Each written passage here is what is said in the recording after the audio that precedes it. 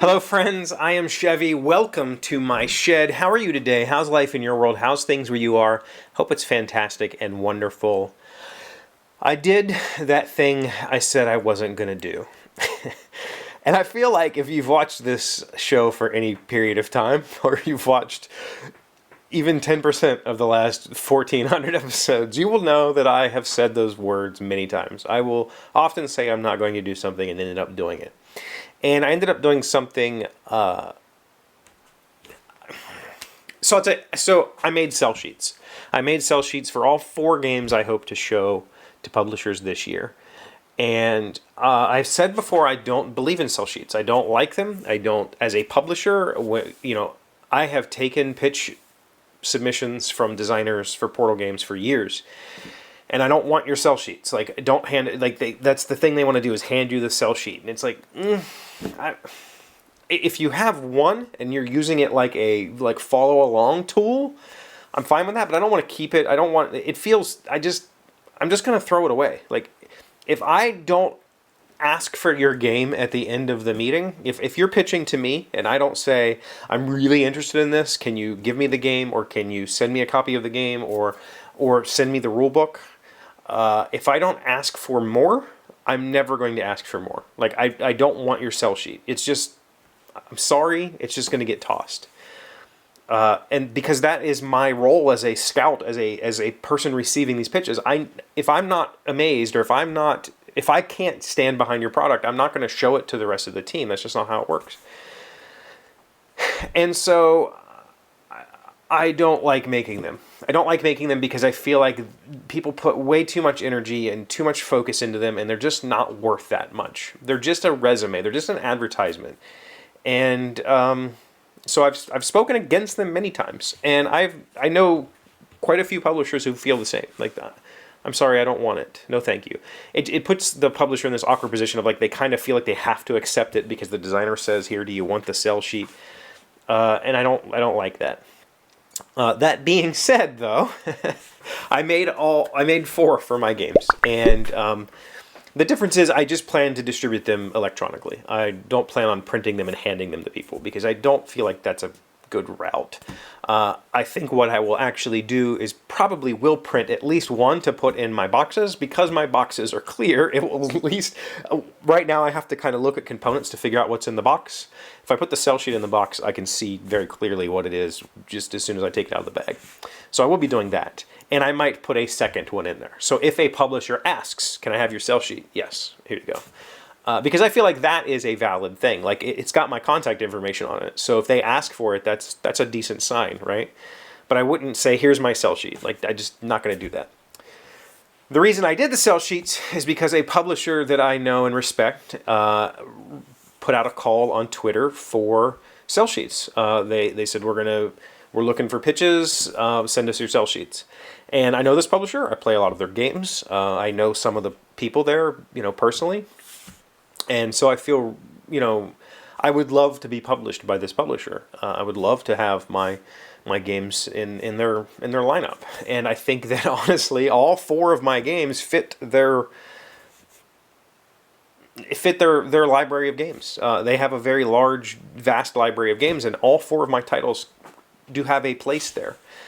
So I made 4 sell sheets and I submitted them. I started to make videos. I made a video for Scrolled Away, and it's okay. I did a video for Narrow Gauge, and it's terrible. I'm going to redo it. I am going to do videos for all 4 of the games. I just don't have them ready yet. So I went ahead and made sell sheets without those and sent those along. I already typed up the email and sent it.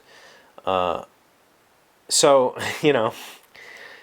I think that with everything that I've said in the past about sell sheets and why I don't use them, there are places for them. For one, it's an easy electronic thing to send. Like, it doesn't put pressure on anybody to send it electronically. It does include my contact information, so it's easy for them to reach out to me if they forget about it in the future, or if they forget my contact information, they can go look it back up.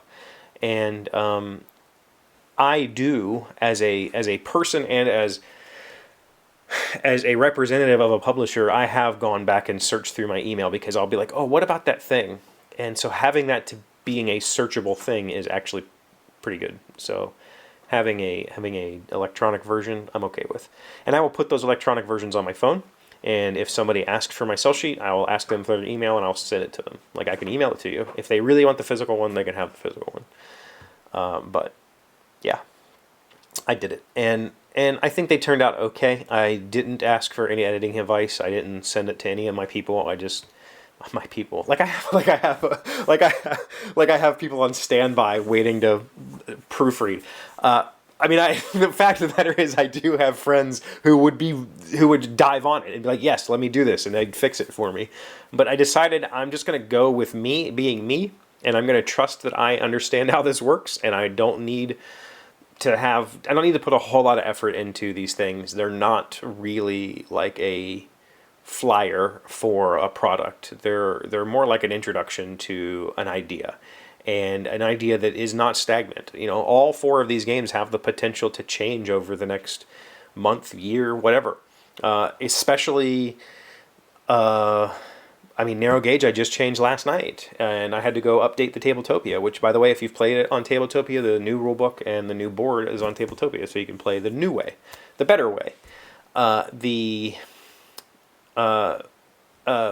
Northern Saga or Hedeby, the Viking game, it's going to be in flux forever until somebody signs it, because I'm just going to keep tweaking it. Like, right now, I'm really happy with the way the gameplay works, but the card decks, yeah, they can be tweaked for a very long time, so I'm going to continue to do that. They're good enough, the sell sheets are good enough. They give enough information that if a publisher is really interested in any of them, they can get a good gist of the game from that, and then I can always send rulebooks. And my rulebooks have been read and edited and vetted by my friends, my people. So, we'll see what happens. I, of course, will keep you in the loop. This weekend I have the children. I hope to get some gaming in. I want to play test more, and Em has volunteered, she's a trooper, to play my games. So I'm hoping to figure that out and try more games, and I might even try and get my kids or one of my kids involved in playtesting this weekend. We'll see if that happens. What are you going to do this weekend? Do you have any gaming plans? I'd love to hear gaming plans, especially if there's anything that's new to you that you're interested in. Let me know, because the one thing I don't know going into a convention for the first time in 2 years is if there's anything I'm even looking for. I need to know what to look for. So, thank you for being here as always. Thank you for liking, commenting, subscribing, being amazing friends and wonderful people. I really appreciate you. And I'll see you again Monday. Today's word you should know to sound smart is holarctic. It is an adjective meaning anything relating to the geographical distribution of animals in the Arctic region. Our so-called Arctic safari was a bust. No one told us that the holarctic conditions we would find no polar bears near our encampment. Holarctic, Holarctic. I think that it's probably a good thing that you found no polar bears near your encampment, because from what I understand, polar bears are like the most aggressive bear species. And I've woken up with black bears outside my tent, and they don't really bother me.